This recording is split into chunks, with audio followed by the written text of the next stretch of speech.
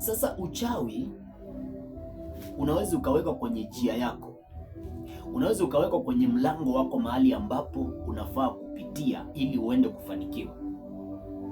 Ndio maana ukisoma kwenye kile kitabu cha Matendo ya Mitume mlango wa 16 kuanzia mstari wa 23 pale kushuka mpaka 40, maandiko yanaelezea kuhusiana na mtumishi wa Mungu anaitwa Paulo pale.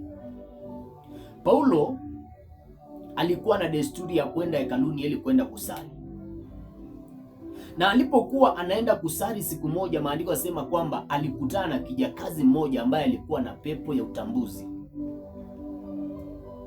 Yaani alikuwa na uwezo wa kukuangalia hivi akakuelezea mambo yako, lakini hakuwa anatumia roho ya Mungu, alikuwa anatumia roho ya unabii ya Mungu, alikuwa anatumia roho ya kishetani katika kutambua mambo. Sasa yule kijakazi, Paulo akipita kwenye ile njia ambao yule kijakazi alikuwa anapatikana,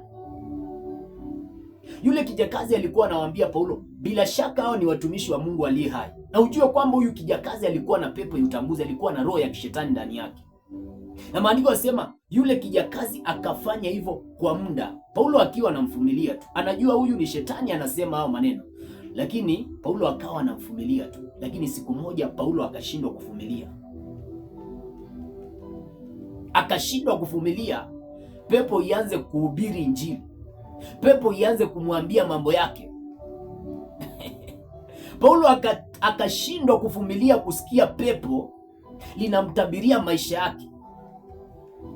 Sasa siku moja maandiko yasema kwamba akakemea yule pepo aliyekuwa ndani ya yule binti, ile pepo ikamtoka. Na ujue kwamba lile pepo la utambuzi ambao lilikuwa ndani ya yule binti, maandiko yasema ya kwamba ile pepo ilikuwa inawapea mabwana wa yule binti faida.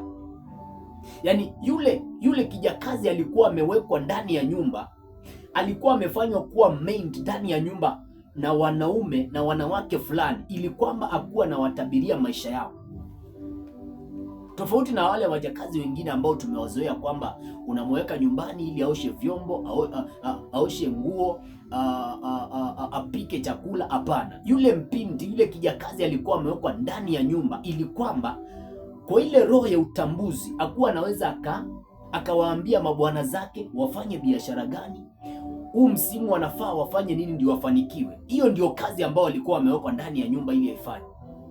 Sasa Paulo amekutana huyu kijakazi, maandiko yasema ya kwamba aliyekuwa nawapea mabwana zake faida mingi kwa ile roho ya utambuzi, akang'oa ile pepo. Na wale mabwana walipoona kwamba tumaini ya faida yao haipo tena, hawapati faida kama vile walikuwa wanapata faida, maandiko yasema wakamkamata Paulo na Sila wakawatia gerezani. Huyu ni mtu ambaye alikuwa anakaa kwenye njia ili ahakikishe kwamba Paulo na Sila wameingia gerezani. Paulo na Sila wameacha kwenda hekaluni kuomba. Paulo na Sila wameacha kufanya ile kazi ambayo Mungu alikuwa amewaitia kufanya. Maana alikuwa anakaa jiani kila wakati anatabiria Paulo na Sila ya kwamba hawa ni watumishi wa Mungu aliye juu, lakini Paulo wakawa ni watulivu, wakawa wanavumilia kila wakati. Lakini siku moja wakashindwa kuvumilia, wakamwoa ile pepo ilikuwa ndani yule mwanamke. Kumbe inawezekana kwenye njia yako shetani akamweka mtu ambaye yule mtu amewekwa na yule na shetani pale, ili siku moja tu akupeleke njela, asababishe uingie kwenye jela ya umaskini, asababishe uingie kwenye njela ya utasa, asababishe uingie kwenye jela ya vifungo za kichawi.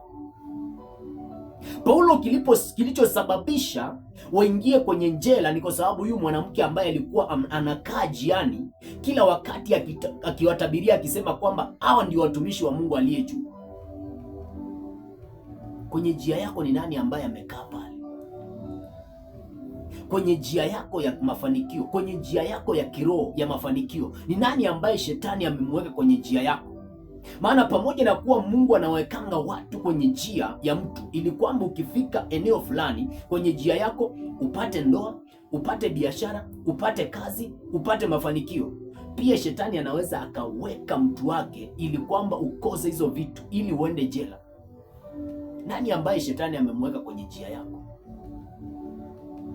Paulo alikuwa amewekewa kijakazi kwenye njia yake ili kwamba apelekwe jela, na maandiko yanasema ya kwamba walipong'oa ile pepo wakaingizwa jela wakiwa na sira. Lakini usiku wa manane walipokuwa na imba wakimsifu Bwana, maandiko yanasema kwamba milango ya gereza ikatikiswa. Ile milango ya gereza ikawa imefunguka, na ilipofunguka Paulo na Sila wakatoka wakiwa na wale wafungwa wengine, wakasimama pale nje ya mlango.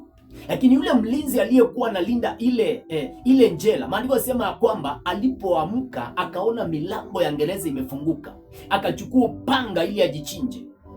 Lakini Paulo akamwangalia, akaona huyu mtu ni bila shaka atajiua, akamwambia tuko hapa. Maandiko yanasema akapiga nduru Paulo, akamwambia tuko hapa, usijidhuru.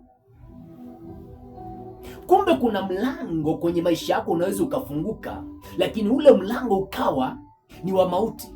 Kama Paulo na Sila wangeamua kwenda wakimbie, yule mlinzi wa gereza angejua ile siku. Ndio maana ukisoma kwenye kile kitabu cha Mithali mlango wa 14 na mstari wa 12, maandiko yanasema kwamba ipo njia ionekanao kuwa sawa machoni pa watu, lakini mwisho wake ni njia za mauti. Paulo na Sila walikuwa wamefunguliwa njia ambao ni sawa, wakiangalia kwa namna ya kibinadamu waliona kwamba hii njia ya kutoka kwenye jela, kwenye gereza iko sawa, lakini ilikuwa imebeba mauti ya yule mlinzi wa gereza. Kama wangekimbia watoke katika gereza, ni bila shaka yule mlinzi wa gereza angefariki, angejiua, maana ndiye alikuwa amepewa kuwalinda Paulo na Sila pale gerezani.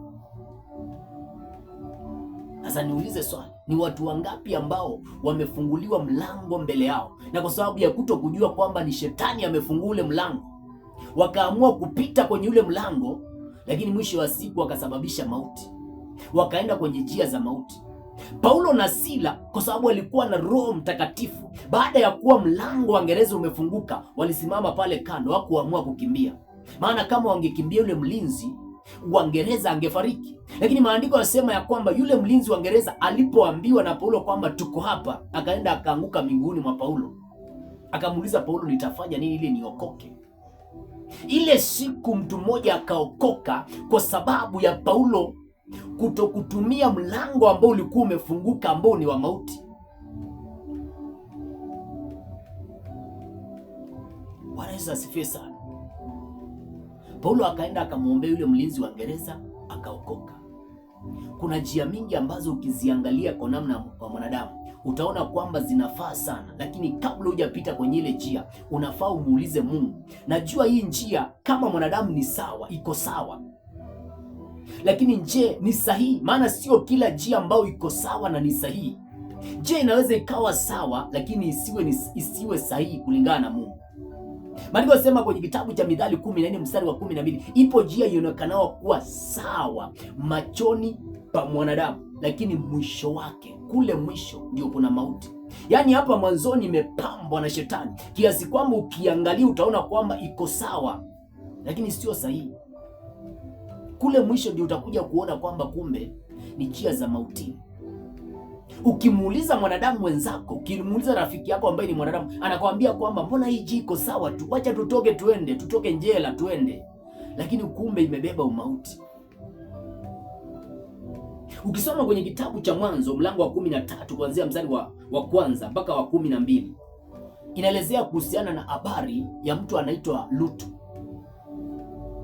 Lutu baada ya kuwa ameshindwa kuishi na Ibrahimu, baada ya kuwa ametajirika, ikawa hawezi kuishi pamoja tena, watumishi wao wakaanza kukosana. Maandiko yanasema kwamba walitengana. Lutu akaenda Sodoma na Gomora, lakini pia Ibrahimu naye akaenda upande mwingine. Lakini baadaye Sodoma na Gomora ikaja ikateketezwa. Lutu akatoka kule akiwa ana chochote, pamoja na kuwa Sodoma na Gomora ilionekana inapendeza, ikaona kila kitu, ni bonde ambayo ilikuwa inaonekana kwamba iko sawa, lakini mwisho wa siku ilikuwa na mauti. Lutu hakuwa anaona mauti, alikuwa anaona uzuri wa Sodoma na Gomora. Ipo njia ionekanayo kuwa sawa machoni pa watu, lakini mwisho wake ni njia za mauti. Hiyo njia ambayo unapita Ni njia ya mauti ama ni njia ya uzimani?